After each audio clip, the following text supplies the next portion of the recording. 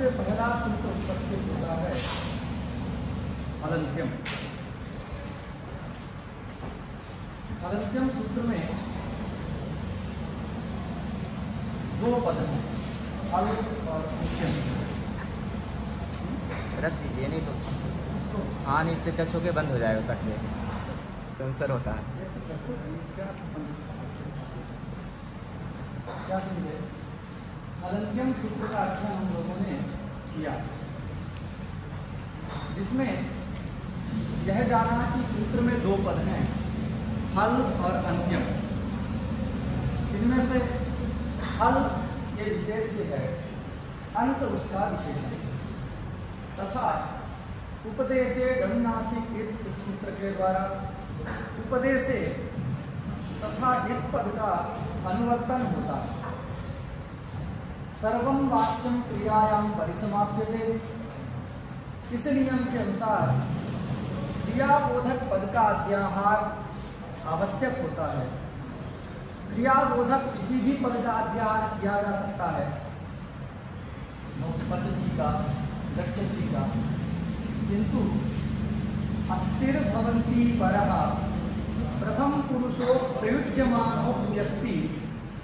इस नियम के अनुसार जहाँ पचती गच्छति इत्यादि कोई क्रियावाचक पद श्रूयमाण ना हो, वहाँ पर या तो अस्थि का अध्याहार करना है या भू धातु का अध्याहार करना है। असभुवि आक्षिप्यते, ऐसा भी लोग कहते हैं। यत्र काचन क्रिया न दृश्यते तत्र असभुवि आक्षिप्यते। अब यहाँ भवती इस पद का अध्याहार किया जा सकता था अथवा अस्ति इस पद का अध्याहार किया जा सकता था, किंतु यह क्या है? शास्त्र है, शास्त्र का काम है विधान करना, और विधि में लिंग लकार होता है, इसीलिए यहाँ स्या उस लिंग लकार वाले पद का अध्याहार किया गया। तो सूत्र का अर्थ बना उपदेशे अन्त्यम हलित स्यात्। उपदेश अवस्था में विद्यमान अंत्यत्व विशिष्ट फल प्रत्याहार बोध्य वर्णों की इद संज्ञा होती है। यह सूत्र का अर्थ है। उपदेश अवस्था में विद्यमान अंत्यत्व विशिष्ट फल प्रत्याहार बोध्य वर्णों की इद संज्ञा होती है। अब इस वाक्य का तब तक ठीक मतलब नहीं समझा जा सकता जब तक वाक्य में विद्यमान सभी पदों के अर्थ का ज्ञान ठीक से ना हो जाए। उसको कहते हैं वाक्यार्थ ज्ञान, पदार्थ ज्ञान कारण। वाक्यार्थ ज्ञान के प्रति पदार्थ का ज्ञान कारण होता है। वाक्य है उपदेशे अन्त्यम हलित स्यात्। इदानीम् अस्य वाक्यस्य अर्थ ज्ञानं करणीयं। तदर्थं वाक्य घटकीभूतस्य प्रत्येकं पदस्य अर्थ ज्ञानम् अपेक्षितं भवति। अतः अत्र वाक्ये यत् उपदेशपदं वर्तते तस्य अर्थः इदानीं न ज्ञायते। अतः उपदेशपदार्थ बोधयति उपदेशपदार्थं बोधयति ग्रंथकारः यत् उपदेशशब्देन कीदृशः अर्थः अस्मिन् शास्त्रे ग्राह्यः। तर्हि वदति उपदेशशब्देन आद्योच्चारणरूपः अर्थः ग्राह्यः। अयम् आद्योच्चारणरूपः अर्थः कथम उपदेश शब्दात् उत्पन्नः निष्पन्नः इति जिज्ञासायाम् अस्माभिः पाठितं यत् उपशब्दः अत्र आद्यर्थकः देशः इत्यत्र च दिशि उच्चारण क्रिया धातुः वर्तते, अतः देश इत्यस्य उच्चारणमिति अर्थः। तथा च उपदेश शब्दस्य आद्योच्चारणमिति अर्थः भवति। आद्यं नाम प्रथमम्, अतः प्रथमम् उच्चारणम् उपदेशः इति कथ्यते। कस्य प्रथमम् उच्चारणम् उपदेशः इति चेत् पाणिनि कात्यायन पतञ्जलीनां यत् प्रथमम् उच्चारणं तदुपदेशः। किन्तु तेषाम् आचार्याणां प्रथमम् उच्चारणं तु रोदनमेव स्यात्, रुदनमेव स्यात्। तस्य उपदेशत्वम् इष्टं वा नेष्टम्। अतः किमुच्यते, अस्मिन् उपदेशपदार्थे व्याकरणसम्बन्धित्वस्य निवेशः क्रियते, प्रवेशः क्रियते। तथा च उपदेशपदार्थः कः इति चेत् पाणिनि कात्यायन पतञ्जलि कर्तृकं व्याकरणसम्बन्धी यत् प्रथमम् उच्चारणं तत् उपदेशः। एतादृशः उपदेशपदस्य अर्थः अस्माभिः ज्ञातः। आद्य इत्यंशस्य परिष्कृतः अन्योऽपि अर्थः प्रसिद्धः परिष्कृतग्रन्थेषु, परिष्कारग्रन्थेषु तच्च अज्ञातस्वस्वरूपज्ञापकत्वं तदिदानीम् अस्माभिः न पाठ्यते। किन्तु सामान्यतः यः अर्थः निष्पन्नः उपदेशपदात् स कः इति चेत् पाणिनि कात्यायन पतञ्जलि कर्तृकं व्याकरणसम्बन्धी यत् प्रथमम् उच्चारणं तत् उपदेशः इत्येव आद्योच्चारणम् इत्यस्य तात्पर्यम्। अन्ये प्राचीनाः रामचन्द्रप्रभृतयः ये आचार्याः ते उपदेशफलार्थं प्रतिपादयन् एका कारिका उक्तवान्। सा च कारिकाम् उक्तवान्। सा च कारिका का इति चेत् धातुसूत्रगणोणादि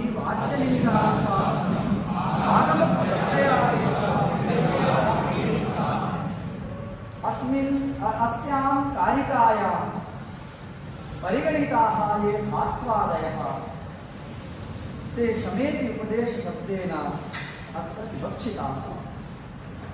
ततः अस्माभिः अग्रे अधीतं यत् एकः सामान्यनियमः अस्ति। अस्माभिः ज्ञायते यत् सूत्राधीना वृत्तिः, अर्थात् सूत्रे यावन्ति पदानि भवन्ति तेषां पदानामेव अर्थकथनं वृत्तौ क्रियते। अत्र हलन्त्यं इत्येतावन्मात्रं सूत्रं, तत्र च पदद्वयं हल् अन्त्यम्। वृत्तौ तु तत्र पदद्वयातिरिक्तानि अपि कानिचित् पदानि भाषन्ते। तानि कानि इति चेत् उपदेशे इति पदम् अधिकतया उपलभ्यते। इत इति पदं च अधिकतया वृत्तौ उपलभ्यते। कथं च वृत्तौ विद्यमानानां पदानां लाभः भवति इति प्रश्नः भवति स्म। तस्य प्रश्नस्य समाधानं कौमुदीकृद्भिः उक्तं। सूत्रेषु अदृष्टं पदं सूत्रान्तरात् अनुवर्तनीयं सर्वत्र। सूत्रेषु अदृष्टं, दृष्टमित्यस्य कः अर्थः? शब्दस्य दर्शनं न भवति, शब्दस्य सर्वदा श्रवणमेव भवति। श्रोत्रग्राह्यो गुणो शब्दः इति तल्लक्षणम्। अतः शब्दस्य कदापि चक्षुषा प्रत्यक्षं न जायते, सर्वदा श्रावणप्रत्यक्षमेव शब्दस्य भवति। अतः किं वक्तव्यं? दृष्टमित्यस्य कः अर्थः? श्रवणम्। अदृष्टमित्यस्य कः अर्थः? अश्रवणम्। तर्हि सूत्रेषु यत् पदम् अश्रवणं, यस्य पदस्य श्रवणं नास्ति, सूत्र में जिस पद का श्रवण नहीं है किंतु वृत्ति में वह पद उपलब्ध है, तो सूत्र में अश्रूयमाण पद यदि वृत्ति में उपलब्ध हो रहा है, सुनाई दे रहा है, तो उस पद को क्या समझ लेना चाहिए? अन्य सूत्र से आया। ऐसे पदों को सूत्रांतरात् अनुवर्तन कर लेना चाहिए। हलन्त्यम में कर लिए, बात ठीक हो गई, कहीं नहीं। सर्वत्र ये बात केवल हलन्त्यम के लिए नहीं कही गई है, आगे वाले जितने सूत्र हैं सभी सूत्रों के विषय में एक सामान्य बात है कि सूत्र में जो पद दिखाई नहीं दे रहा है, अर्थात जिस पद का सूत्र में श्रवण नहीं है, दिखाई देगा श्रवण नहीं है, उस पद को अगर वृत्ति में है तो अन्य सूत्र से उसका अनुवर्तन कर लेना चाहिए। ये नियम सभी जगह के लिए। एक विशेष बात बता दें, ये जो पंक्ति इन्होंने लिखी है, ये पंक्ति अन्यत्र प्रायः बहुत सारे ग्रंथों में लिखी है। सूत्रेश्वर दृष्टम पदम सूत्रांतरात् अनुवर्तनीयम सर्वत्र। प्रायः लघु सिद्धांत कौमुदीकार क्या करते हैं, सिद्धांत कौमुदी की बात को ही कहते हैं संक्षेप, क्योंकि सिद्धांत कौमुदी के रचयिता हैं भट्टोज दीक्षित और ये वरदराज आचार्य जी भट्टोज दीक्षित जी के शिष्य हैं। तो शिष्य गुरु की बात का ही कथन करता है, लेकिन केवल शिष्य ही नहीं है, अपितु ये करुणावत्सल क्या है, छात्रों के प्रति अनन्य करुणा है। इसलिए छात्रों को जितने अंश से बोध हो जाए तादृश अंश का उपस्थापन करते हैं। तो ये जो पंक्ति है ये प्रक्रिया कौमुदी से ली गई। कहाँ से ली गई है? ये प्रक्रिया कौमुदी में ये पंक्ति उपलब्ध है। कभी हमने पारायण किसी काम से उसको देखा ग्रंथ को, तो वहाँ ये पंक्ति जो है हमको उपलब्ध है। तो प्रक्रिया कौमुदी की ये पंक्ति है, इसको याद रखना है। ये सिद्धांत कौमुदी में नहीं है। बहुत सारे ऐसे वाक्य अभी आप पढ़ेंगे, नादयो अनाद्यर्था, सिद्धांत कौमुदी में वाक्य नहीं है। तो ऐसे बहुत सारे स्थल में ये लघु सिद्धांत कौमुदीकार क्या करते हैं, प्रक्रिया कौमुदी का भी अनुसरण करते हैं। तो प्रक्रिया कौमुदी से पंक्ति ली गई है।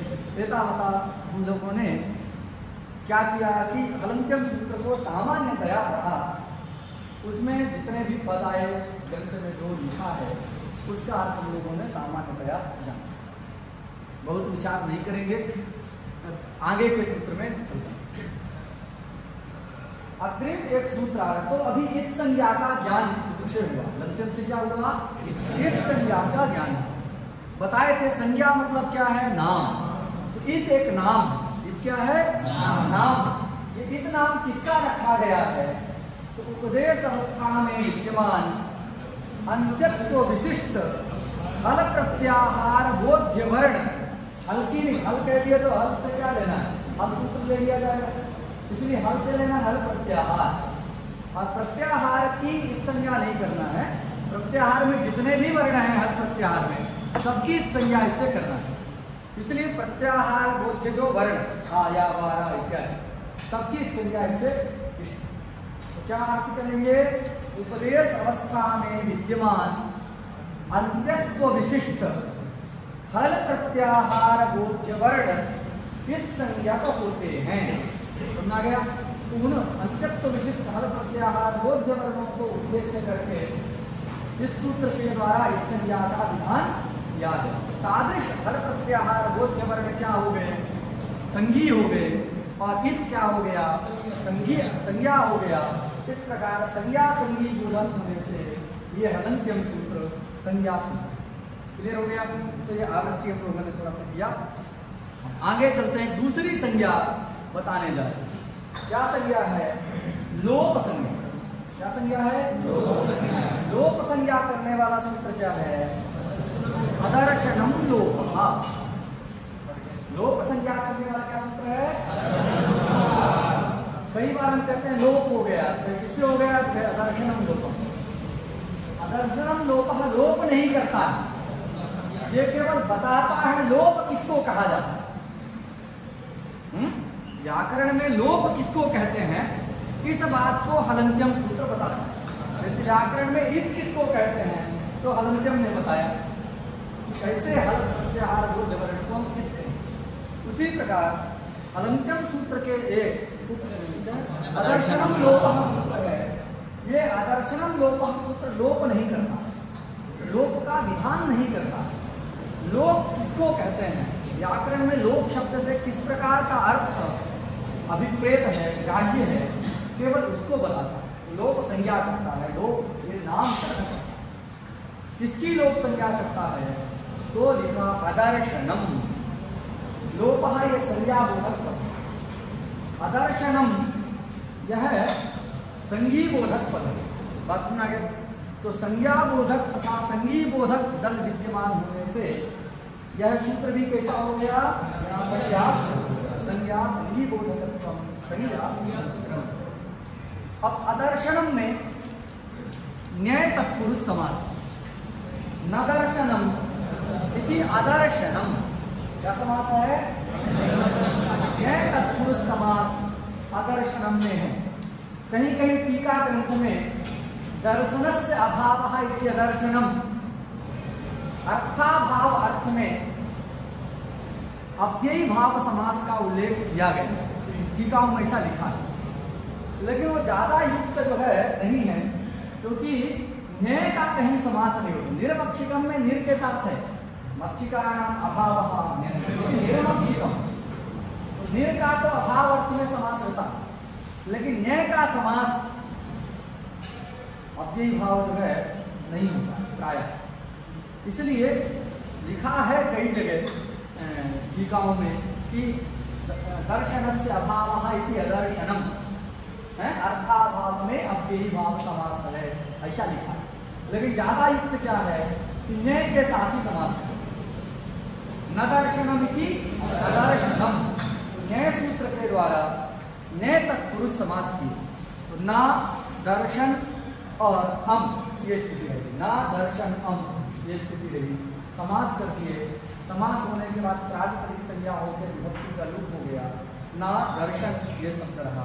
फिर ना में जो नकार है उसका लोप हो जाता है, न लोपो नया, न लोपो नया। तो क्या होता है कि ने के नकार का लोप होता है उत्तर पद के परे। तो नलोपो न्याय सूत्र के द्वारा है, गलत बोल दिया हमको लगा, चलिए। तो नलोपो न्याय मतलब न्याय संबंधी नकारस्य लोपः भवति उत्तर पदे परे, ये उसका यहाँ उत्तर पद है दर्शन, उसके परे रहते न्याय संबंधी जो नकार है नकार का लोप हो गया, केवल आ भाग बचता है। तो अदर्शन शब्द बना, फिर सूल आके समादेश करके पूर्व रूप करने पर अदर्शनम शब्द बनता है। ये प्रक्रिया ना याद हो तो कोई घबराने की बात नहीं है। जो समझते हैं पहले से पढ़े हैं उनके लिए हमने बता दिया कि न दर्शनम अदर्शनम कैसे है शब्द बनता है। लेकिन इतना जरूर याद रखना है, न दर्शनम इति अदर्शनम, इस प्रकार न्याय तत्पुरुष समास यहाँ पर हुआ। अब न्याय का अर्थ क्या है, ना का क्या अर्थ है? तो ना के 6 अर्थ होते हैं। कितने अर्थ होते हैं? 6 अर्थ जो है न्याय के। एक कारिका है, सब लोग याद कर लीजिएगा। तत्सादृश्यमभावश्च,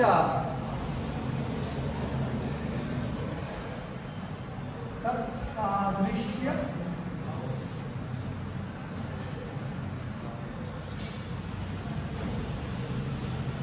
तत्सादृश्यमभावश्च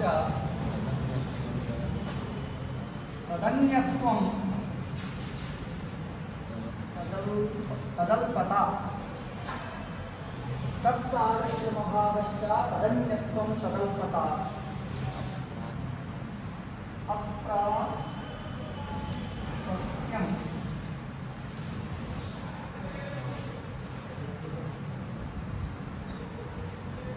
अप्राशस्त्यं विरोधश्च, आगे है न्यर्थाः षट्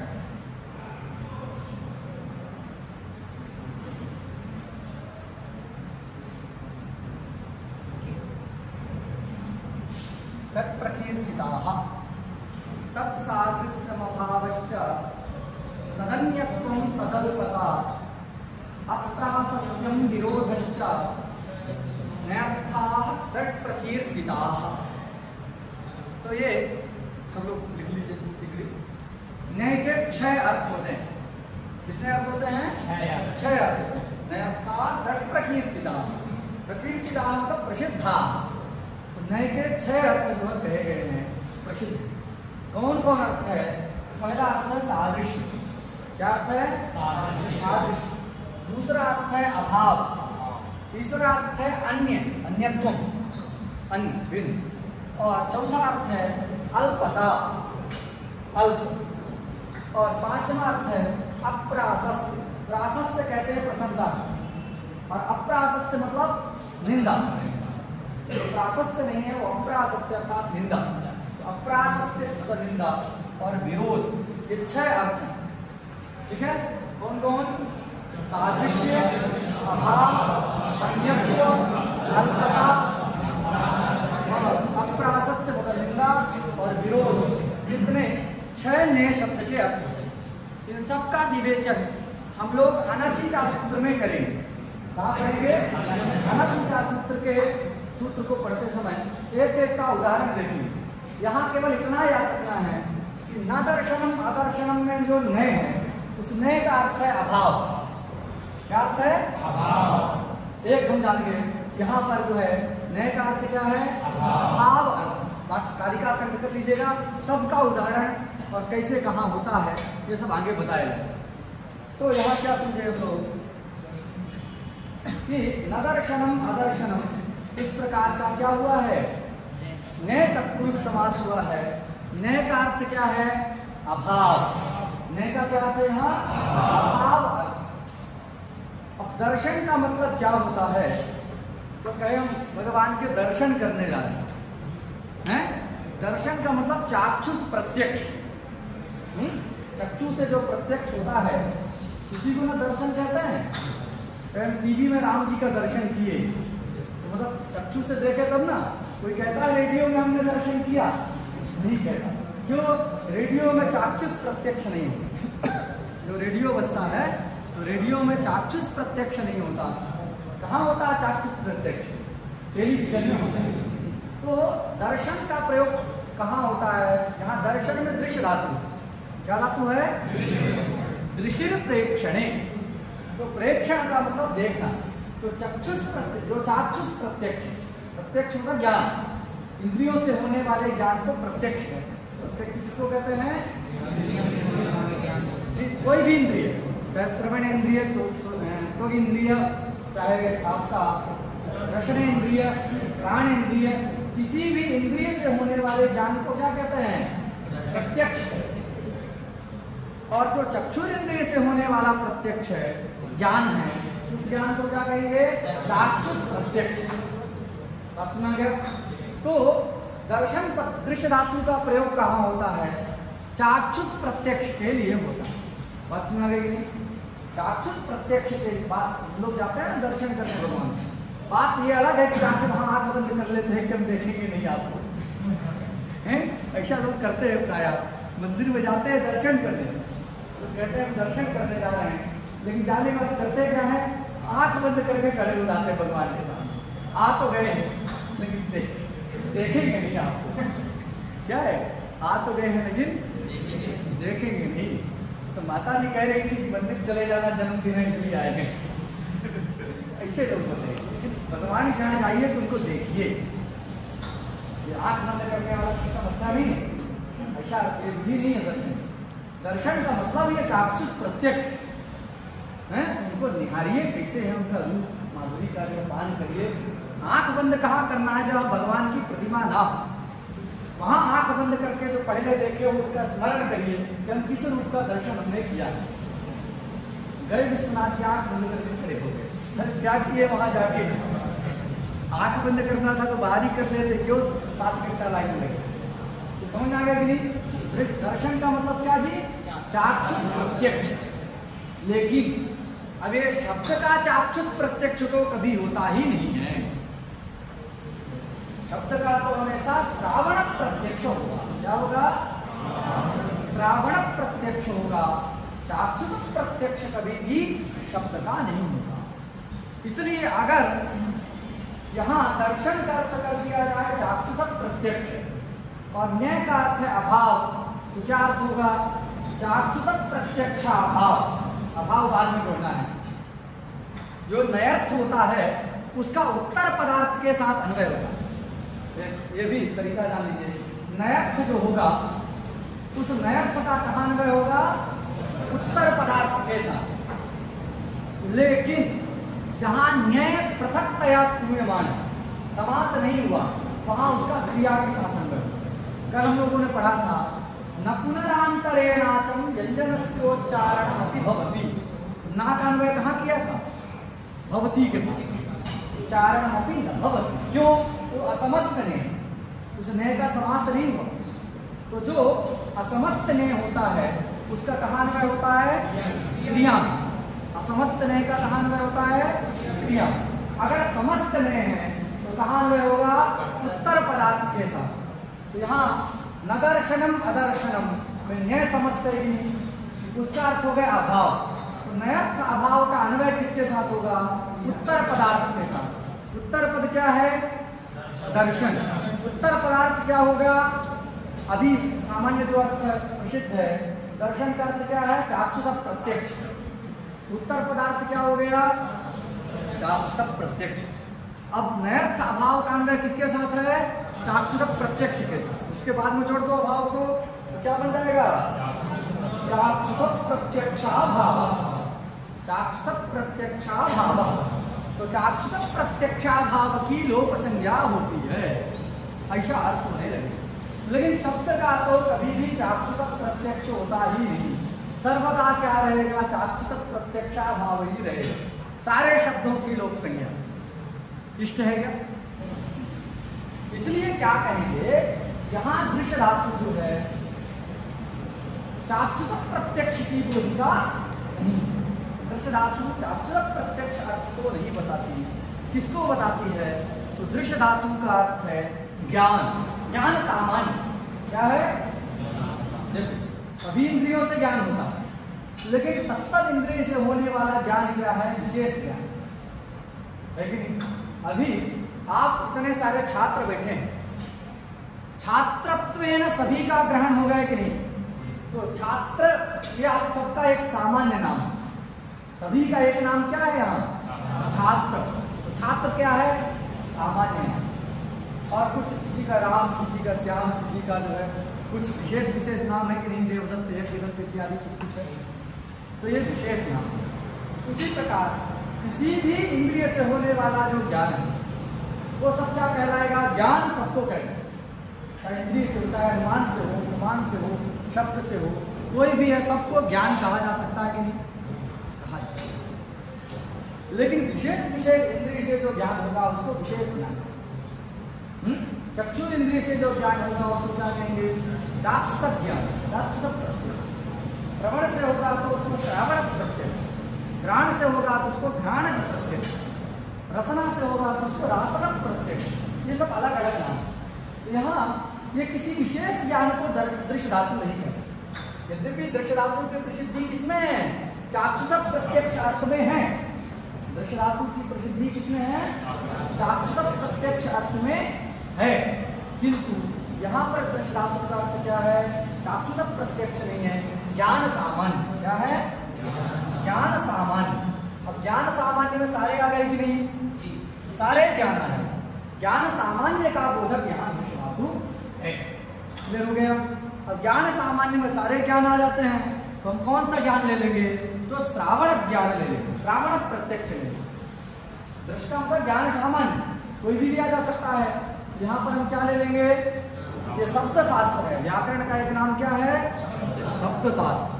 शब्दों के साधुत्व को बताता है, इसलिए इसको शब्द शास्त्र कहा जाता है, पद शास्त्र कहा जाता है। न्याय शास्त्र प्रमाणों की चर्चा करता है, इसलिए न्याय को प्रमाण शास्त्र कहा जाता है। मीमांसा शास्त्र जो है वेद वाक्यों के अर्थ का निश्चय करता है, इसलिए मीमांसा शास्त्र को क्या कहा जाता है?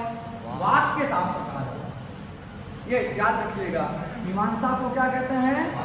वाक्य शास्त्र। और न्याय को क्या कहते हैं? प्रमाण शास्त्र। व्याकरण को क्या कहते हैं? पद शास्त्र। शब्द मतलब पद, शब्द शास्त्र अथवा पद शास्त्र। इसलिए जिसको न्याय भी आता हो, मीमांसा भी आता हो, व्याकरण भी आता हो, उसके लिए विशेषण लगाया जाता है पदवाक्य प्रमाण पारावारीण। कहते हैं नहीं? पदवाक्य प्रमाण पारावारीण। तो तीनों शास्त्र में जो है अथाह ज्ञान है, सागर की तरह। तो समझा गया कि नहीं? तो व्याकरण पद शास्त्र है, शब्द शास्त्र है, इसलिए यहाँ पर क्या लेना? शब्द का श्रावण प्रत्यक्ष ही होता है। तो यहाँ दर्शन का अर्थ क्या ले लेंगे? श्रावण प्रत्यक्ष। दर्शन का अर्थ क्या ले लेंगे? अब क्या अर्थ होगा दर्शन का? श्रावण प्रत्यक्षाभाव। क्या अर्थ होगा? तो क्या श्रावण प्रत्यक्ष किसका होता है? शब्द का। तो आप शब्द भी पहले जोड़ सकते हो। तो श्रावण प्रत्यक्ष का विषय शब्द होता है। चक्षुर इंद्रिय से होने वाले ज्ञान का विषय रूप होता है। चक्षु से उसी वस्तु को देख सकते हैं जिसमें रूप है, जिसमें कलर नहीं है कोई, उस वस्तु को हम चक्षु से नहीं जान सकते। वायु को जान सकते हैं चक्षु से? नहीं। क्यों? स्पर्श से जानते हैं तो, लेकिन क्यों? क्योंकि वायु में रूप नहीं, रूप रहिता स्पर्शवान वायु। तो चक्षु से किसको जानते हैं? जिसमें रूप रहता है। तो रूप क्या हो गया? चक्षु का विषय। श्रोत्रेंद्रिय का विषय क्या होगा? शब्द। तो श्रावण प्रत्यक्ष का विषय होता है शब्द। समझा गया? तो शब्द जिसका विषय है, शब्दः विषयः यस्य, क्या शब्द बनेगा? शब्द विषयक। बहुब्रीहि समास में का प्रत्यय जोड़ दिया है। कब प्रत्यय होता है? शेषाद विभाषा। वहीं भी बहुब्रीहि करते हैं तो आप का जोड़ सकते हैं। इच्छा नहीं, इच्छा तो मत जोड़िए, नहीं तो सब जगह जोड़ सकते हैं, विकल्प से होता है। जैसे यहीं पर शब्द है विषय जिसका, शब्दः विषयः यस्य, क्या बनेगा? शब्द विषय का। बना कि नहीं? प्रातिपदिकार्थ जो पढ़े होंगे तो वहां नियतोपस्थिति का, नियता उपस्थिति यस्य, स नियतोपस्थिति, नियतोपस्थिति का कहां से आ गया? भूगोल समास। ये कभी एंट्रेंस वगैरह में पूछ ले तो याद रखना, कई बार पूछ लेता है का प्रत्यय किस समास में होता है, इसमें का जुड़ा रहता है तो बहुब्रीहि। तो बात समझ आ गई? तो शब्द विषयक क्या कहेंगे यहाँ? शब्द विषय का जो श्रावण प्रत्यक्ष, श्रावण प्रत्यक्ष का विषय हमेशा शब्द ही बनता है, इसलिए शब्द विषय का श्रावण प्रत्यक्षाभावः लोपः। लोप मतलब क्या? शब्द विषय का श्रावण प्रत्यक्षाभाव, मतलब शब्द का श्रावण प्रत्यक्ष न होना, शब्द ही विषय रहेगा तो श्रावण प्रत्यक्षाभाव को क्या कहते हैं? लोप। अर्थ में आ गया? शब्द विषय श्रावण प्रत्यक्षाभाव लोप। लेकिन बात ऐसी है, अगर शब्द रहे तो कोई भी ऐसी दुनिया की ताकत नहीं है, बहरा ना हो व्यक्ति कि शब्द सुनाई न दे, शब्द से ज्ञान ना हो। ऐसा है? शब्द होगा, शब्द का शब्द है तो शब्द से ज्ञान निश्चित ही उत्पन्न होगा। तो शब्द श्रवणाभाव का लोक संज्ञा कैसे होगा? भाई शब्द है तो श्रावण प्रत्यक्ष होगा ही, और उससे कुछ ना कुछ ज्ञान भी उत्पन्न होगा। तो श्रावण प्रत्यक्षाभाव की लोक संज्ञा कैसे करेंगे? शब्द सत्वे तेन यत्किंचित ज्ञानम भवत्येव। नहीं शब्द, शब्द जो है बिना ज्ञान कराए रह नहीं सकता। कुछ ज्ञान उत्पन्न किए बिना शब्द नहीं रह सकता। शब्द है तो कुछ ना कुछ ज्ञान जरूर करें। इसलिए क्या कहेंगे, यहाँ वस्तुतः श्रावण प्रत्यक्षाभाव का मतलब है, लोक का मतलब है शब्द का उच्चारणाभाव। क्या समझना है? क्योंकि शब्द रहेगा तो ज्ञान अवर्जनीय है। शब्द यदि विद्यमान है तो शब्द से ज्ञान होना कोई रोक नहीं सकता, वारण नहीं कर सकता, अवर्जनीय है। शब्द से ज्ञान की उत्पत्ति जो है क्या है? अवर्जनीय है, उसका वारण नहीं हो सकता। इसलिए लोक का मतलब क्या है? तो वस्तुतः कहना पड़ेगा अंतिम में कि उच्चारणाभाव ही लोक, शब्दोच्चारणाभाव लोक। शब्द का उच्चारण ना होना ही लोक। उच्चारण हुआ शब्द है तो फिर अर्थक ज्ञान तो कराएगा, श्रावण प्रत्यक्ष तो होगा कुछ ना कुछ। इसलिए क्या कहना है यार, यहाँ दृश्य धातु से जो है क्या लेना है? उच्चारण रूपी अर्थ ही लेना है। ज्ञान सामान्य नहीं करते, ज्ञान से उच्चारण रूपी ज्ञान को कहेंगे। पर्यवसान उच्चारण में शब्द प्रत्यक्ष के माध्यम से उच्चारण कर जाना है। तो क्या अर्थ होगा? लोक किसको कहते हैं? तो कम शब्दों में क्या कह सकते हैं? शब्द के उच्चारणाभाव को लोक कहते हैं। जहाँ शब्द का उच्चारण नहीं है वहां क्या कह दिए? शब्द का लोक। समझा गया? शब्दोच्चारणाभावः, शब्द के उच्चारणाभाव की ही इस सूत्र से क्या होती है? लोप संज्ञा है। और शब्दोच्चारणाभाव क्या है? संज्ञी। शब्दोच्चारणाभाव को उद्देश्य करके इसके द्वारा क्या किया जा रहा है? लोप संज्ञा का विधान किया जा रहा है। समझा गया कि नहीं? तो ये उद्देश्य है और विधेय। समझा गया कि नहीं? अब देखो एक हम उदाहरण बताते हैं। एक शब्द है मधु, सुने हैं कभी? मधु शब्द। अब मधु शब्द के बाद किस प्रत्यय सुनाई दे रहा आपको? मधु के बाद किप का उच्चारण है? नहीं। अरे मधु जो है उस मधु के बाद में किप प्रत्यय का उच्चारण है, मतलब उच्चारणाभाव है। शब्द है किप प्रत्यय का उच्चारणाभाव है। उच्चारणाभाव है मतलब किप प्रत्यय की लोप संज्ञा यहां हो गई। भाई जो अर्थ आपने किया है, उच्चारणाभाव को लोप कहते हैं। यही अर्थ किए, शब्द के उच्चारणाभाव को लोप कहते हैं। मधु से पर में किप शब्द का उच्चारणाभाव है। किप का उच्चारण नहीं किया जा रहा। मधु अक्षय ऐसा प्रयोग करके मधु खाओ, वहां तो उसका उच्चारण नहीं हुआ, उच्चारणाभाव हो गया। तो यहां मधु से क्या है? किप प्रत्यय का, किप शब्द का उच्चारणाभाव होने से किप की क्या हो जाएगी जी? लोप संज्ञा हो, मतलब लोप संज्ञा होगी। सर्वापहारी लोप नहीं करना है, होगा तब ना सर्वापहारी लोप करना है। पहले आए तो एक एक वर्ण का लोप किया जाए, तो सारे लोप हो जाए तो उसको सर्वापहारी। अपहार का मतलब चले जाए। तो यहाँ क्या है? बस लोप संज्ञा करना है। किप के बाद में मधु शब्द के बाद में किप शब्द का श्रवणाभाव है। अतः यहाँ पर किप की क्या हो गई? यहाँ लोप संज्ञा हो गई। और जहां लोप संज्ञा हो गई तो एक सूत्र है प्रत्यय लोपे प्रत्यय लक्षणम। क्या सूत्र है? प्रत्यय लक्षणम। तो लुप्यमान प्रत्यय को मान करके इस प्रत्यय का लोप हो गया, उसका प्रत्यय लक्षण करके कार्य कर लेते हैं हम। तो यहाँ किप का प्रत्यय मतलब लोप हो गया है, क्योंकि उच्चारणाभाव है तो लोप। तो मधु से परे किप का उच्चारणाभाव होने से उसका लोप है। और लोप हो गया किप का, तो क्या प्रत्यय लोपे प्रत्यय लक्षण लग जाएगा। प्रत्यय लक्षण लग जाएगा तो क्या हो जाएगा? किप आ गया। और किप को मान करके किप ये किप प्रत्यय है, कृत संज्ञक भी है। तो एक सूत्र है ह्रस्वस्य पीति कृतितु। क्या सूत्र है? ह्रस्वस्य पीति कृतितु। ये कहता है ह्रस्व को तुक होता है। ह्रस्व को क्या होता है? तुक होता है।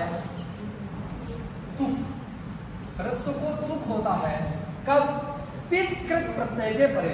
ऐसा कृत प्रत्यय पर में हो जो पित पकार की संज्ञा हुई। तो पित यदि कृत संज्ञक प्रत्यय पर में है तो ह्रस्व को क्या हो जाता है जी? तुक आगम होता है। अब ये मधु का उकार ह्रस्व है कि नहीं है? और इससे परे प्रत्यय लोपे प्रत्यय लक्षण से फिप आ गया है कि नहीं? क्योंकि उसकी लोप संज्ञा थी। फिप का उच्चारणाभाव होने से उसकी लोप संज्ञा हो गई। और लोप हो जाने वाले का प्रत्यय लोपे प्रत्यय लक्षण से उसका लाभ हो जाता है। तो यहाँ फिप को मान करके पिप में पकार की संज्ञा होती है, पित हो गया, कृत संज्ञक की है तो पित कृत मिल गया। पिप उसके परे रहते इस मधु को तुक होने लगेगा तो ता अंत में ता बढ़ जाएगा। कित होने से अंत आ गया, आज दिन को तुक की आपत्ति होने लगी। बात समझ आ गई? ये मोटी समस्या खड़ी। जना परिष्कार करने के बाद भी, लक्षणम लोपः सूत्र के अर्थ में इतना विचार करने के बाद भी एक समस्या खड़ी हो गई। यहाँ मधु शब्द है, दधी शब्द है, मधु दधी इत्यादि हैं, ऐसे ह्रस्व वाले जो शब्द हैं उन सब में तुक की आपत्ति है। तो उच्चारणाभाव तो शब्द का है, उस शब्द की लोप संज्ञा प्रत्यय लक्षण के द्वारा उसको मान करके ह्रस्व को ह्रस्व से पीति करके तुक से तुक किया है। बात सुना गया। तुक हो गया तो फिर सब जगह तात दिया जाएगा मधुक शब्द का प्रयोग। इसका मतलब क्या है कि तुक तो इष्ट नहीं, और लेकिन ऐसा अर्थ करोगे तो तुक जो है दुर्वार है, तुक को कोई रोक भी नहीं सकता। जो अर्थ आपने आदर्शन लोपा का किया है कि उच्चारणा भाव की लोप संज्ञा होती है, ऐसा अर्थ करोगे तो क्या है, तुक दुर्वार है, तुक को कोई वारण नहीं कर सकता, निश्चित तुक की प्राप्ति। इससे क्या पता चला कि कुछ दूसरा अर्थ इसका करना है, अर्थात कुछ अर्थ में और परिष्कृत करना है, अर्थ में और परिष्कार करना है। क्या करेंगे, तो इसमें स्थाने अंतरतमा सूत्र के द्वारा अथवा षष्ठी स्थाने योगा के द्वारा स्थाने पद का अनुवर्तन करेंगे। क्या करेंगे, अनुवर्तन करेंगे। कहाँ, अदर्शनम लोपः शास्त्र, अदर्शनम लोपः इस शास्त्र में स्थाने अंतरतमा के द्वारा अथवा षष्ठी स्थाने योगा के द्वारा स्थाने पद का अनुवर्तन करेंगे। तो स्थाने का अनुवर्तन किए तो स्थाने आ गया। स्थान का मतलब क्या होता है वहां, तो षष्ठी स्थाने योगा के व्याख्यान में जो कौमुदी पढ़ेंगे सिद्धांत कौमुदी, तो जानते होंगे मूल में ही लिखा है स्थानंच प्रसंग। स्थान का मतलब क्या है, प्रसंग, इसलिए स्थाने अंतरतमा में भी लिखा है प्रसंगे सती। प्रसंग शब्द किसका अर्थ है, स्थाने का ही अर्थ है प्रसंगे, स्थान का मतलब प्रसंग, और सप्तमी जोड़ दिए तो क्या बन गया, प्रसंगे। स्थाने का ही अर्थ क्या होता है, प्रसंगे। तो यहाँ पर भी स्थाने आया, स्थान मतलब प्रसंग, स्थान मतलब प्रसंग, स्थाने का अर्थ क्या हो जाएगा, प्रसंगे। वही लिखा है स्थानंच प्रसंगः है। उदाहरण है, वैदिक उदाहरण है, दर्भाणां स्थाने प्रसरितव्यम। ऐसा याग प्रक्रिया में बताया गया है, दर्भ ना हो तो सर का प्रयोग उसके स्थान में कर लेना चाहिए। दर्भाणां स्थाने प्रसरितव्यम, स्थान का मतलब क्या है वहाँ, तो कहा गया स्थान मतलब प्रसंग, दर्भ की प्राप्ति रहे है, प्रसंग मतलब प्राप्ति। प्रसंग का भी मतलब क्या है, प्रसंगे सती। हमसे किसी एक व्यक्ति ने पूछा था, जब हम प्राक शास्त्री करते रहे तो यही बीएचयू के एक भैया थे, गए थे पूरी, तो उन्होंने पूछा कौमुदी पढ़ते हो, हमने कहा हाँ जी पढ़ते हैं। तो कहे स्थाने अंतरतमा में प्रसंगे कहाँ से आ गया, प्रसंगे कहाँ से आया, उसका क्या मतलब। हमको उस समय इस तरीके से हम नहीं पढ़े थे, प्रसंगे कहाँ से आया ये तो हमने साक्षात ये बताया कि स्थाने का अर्थ प्रसंगे है, लेकिन वो क्यों है, कैसे है, ऐसे पूछे तो हमने नहीं बता पाया था। लेकिन आप याद रखिएगा कि स्थान का मतलब क्या है, प्रसंग, तो स्थान का ही अर्थ है प्रसंग, स्थाने का होगा प्रसंगे। और प्रसंग का मतलब क्या है, तो प्रसंग का मतलब प्राप्ति, प्रसंग का मतलब क्या है जी, प्राप्ति। तो वहाँ प्रसंगे सती मतलब प्राप्ति होने पर, एक के स्थान में अनेक की प्राप्ति होने पर, तो अनेकादेश है, एक स्थाने अनेकादेश प्राप्ति एवं प्रसंग, ऐसा होना जो है। बात सुना गई कि नहीं। तो क्या हमने बताया कि प्रसंग का मतलब क्या है जी, प्राप्ति। तो शब्द की प्राप्ति रहे और फिर उसका उच्चारणाभाव हो, तब क्या होता है, उसकी लोप संज्ञा। समझा गया कि नहीं, प्रसंग रहे और उच्चारणाभाव, तब वह लोप संज्ञा। अब प्राप्ति जो है दो प्रकार से, एक शास्त्र के द्वारा प्राप्त होता है और एक अर्थ के द्वारा प्राप्त। प्राप्ति जो है शास्त्र से भी हो सकती है और अर्थ से भी हो सकती है। जैसे आप लिह शब्द का रूप बनाए हो, बनाएंगे नहीं, लिह दुह इत्यादि शब्द का रूप बनाए तो लिट अथवा लिट ऐसा रूप बना, तो लिह शब्द में लिट बना। अब लिट शब्द, लिह शब्द का सु आया, उसका लोप हो गया, ढक्वादी करके लिट लिट ऐसा खत्म। अब यहाँ देखो सोजस मोह सु से सु आया था कि नहीं, लिह में सु आया था कि नहीं आया, उस सु का हलव्याभ्यो से लोप हो गया। लोप हो गया मतलब लोप तो यही बताएगा किसको कहते हैं। तो क्या है कि सोजस मोह सूत्र के द्वारा सु की वहां प्राप्ति है कि नहीं। लिह के बाद सौजस मौत सूत्र के द्वारा सु की प्राप्ति है। तो शास्त्र के द्वारा प्राप्त है, लेकिन उसका क्या हो गया?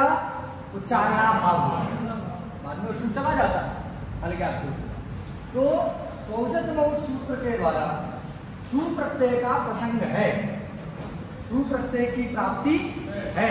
तो जिसकी प्राप्ति रहे और उच्चारणाभाव हो जाए उसी को क्या कहते हैं?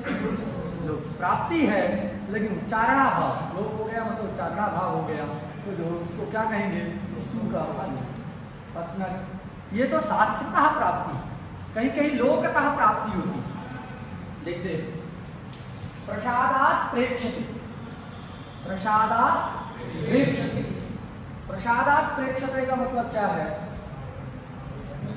प्रसादम आरुह्य प्रेक्षते, प्रसाद में चढ़ करके, महल में चढ़ करके देखता। कोई सवारी निकली नीचे से तो महल में चढ़ करके देखता। प्रसादात् प्रेक्षते प्रयोग है। अर्थ क्या है? प्रसादम आरुह्य प्रेक्षते अथवा ससुरात् जिह्वेति, ससुर से लज्जा करना। तात्पर्य किसमें है? स्वसुरम वीक्ष्य जिह्वेति, ससुर को देख करके लज्जा करता है अथवा लज्जा करती है, जो भी अर्थ। स्वसुरम वीक्ष्य जिह्वेति। तो दोनों प्रयोग में, ससुरात् जिह्वेति प्रयोग में, प्रसादात् प्रेक्षते प्रयोग में ल्यबंत पद के अर्थ का बोध हो रहा है। ससुरात् जिह्वेति अर्थ क्या है? ससुर को देख करके लज्जा करता है या लज्जा करती है कि नहीं? तो देख करके तो किसका अर्थ है? वीक्ष का। इसका अर्थ है तो अर्थतः वीक्ष पद की प्रसक्ति है कि नहीं? अर्थ वहां उपस्थित है, तो अर्थ उपस्थित होने से तद्बोधक शब्द का प्रयोग होना चाहिए था। ससुरात् जिह्वेति प्रयोग है, तो ससुर को देख करके लज्जा करता है, ये उसका अर्थ है। तो देख करके अर्थ है कि नहीं, लेकिन तद्बोधक शब्द वहां प्रयोग नहीं। अर्थतः तो प्राप्ति है उस शब्द की। ससुर को देख करके लज्जा करता है, जो अर्थ है, इस अर्थ के अनुसार वीक्ष पद की प्राप्ति तो है, वीक्ष का प्रसंग तो है, लेकिन उसका उच्चारणाभाव वहां है। अतः उसका क्या हो गया? वहां लोप है, ऐसा मानो। क्या वहां लोप है? इसलिए यप लोप मान करके, यप लोप में कर्मण निधिकरण से पंचमी हो जाती है, लेवंत का लोप। तो वहां क्या है? अर्थतः लोप, अर्थतः उच्चारणाभाव, मतलब अर्थतः प्रसक्ति है।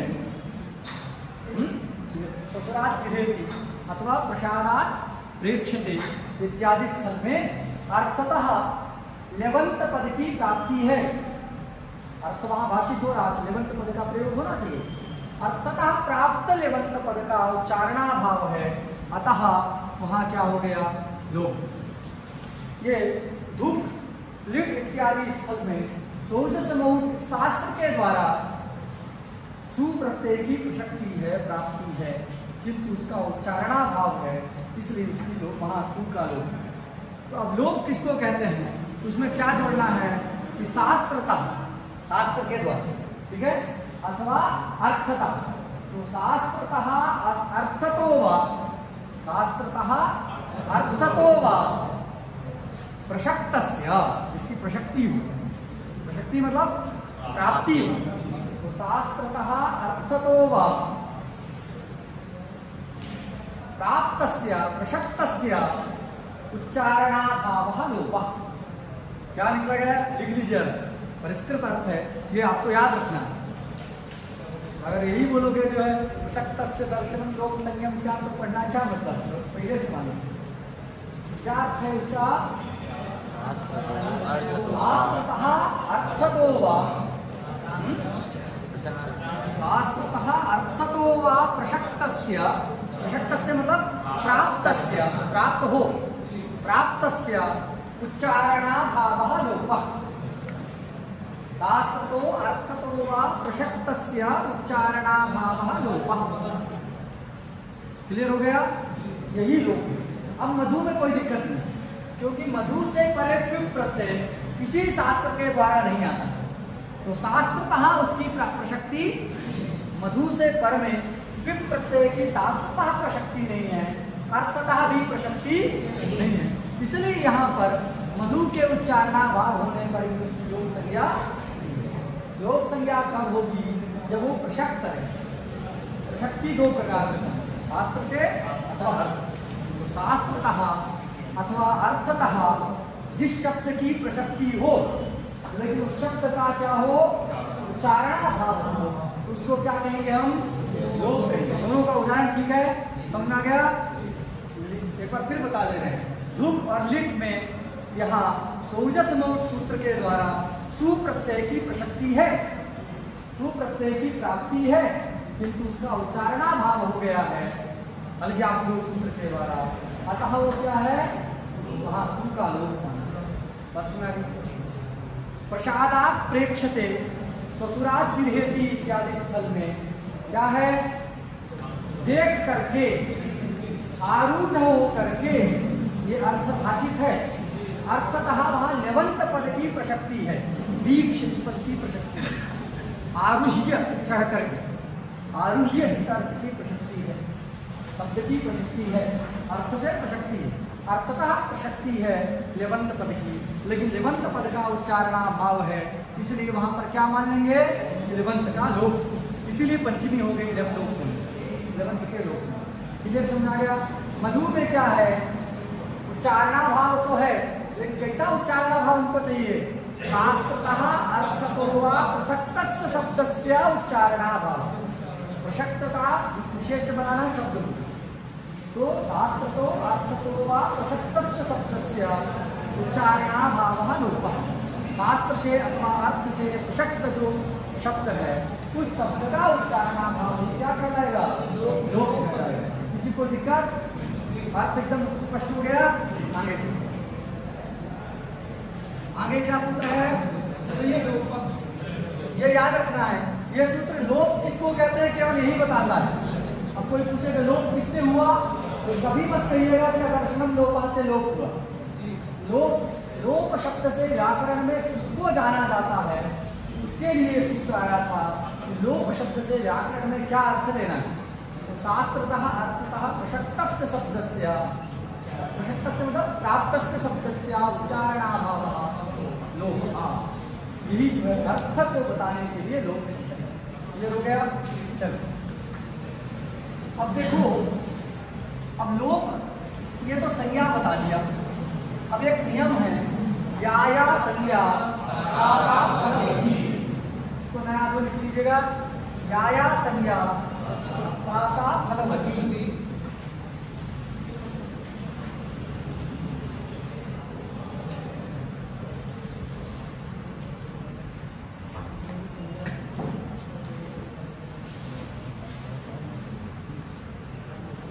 या संज्ञा सा फलवती, जो भी संज्ञा होती है उस संज्ञा का निश्चित ही कोई ना कोई फल अवश्य होगा।